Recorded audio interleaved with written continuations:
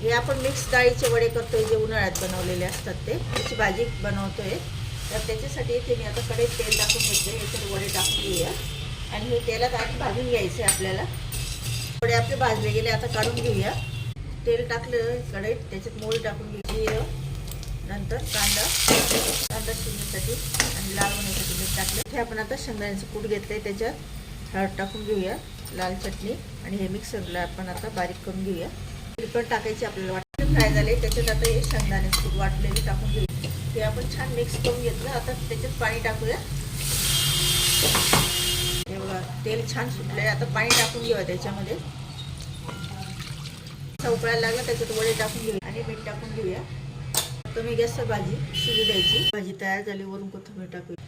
तर इथे आपली मस्तपैकी मिक्स डाळीच्या वड्यांची भाजी तयार झाली. कधी भाजीला नसलं तर तेव्हाही बनवू शकतात, किंवा भाजीपाला खाऊन कंटाळा आला तेव्हाही बनवू शकतात.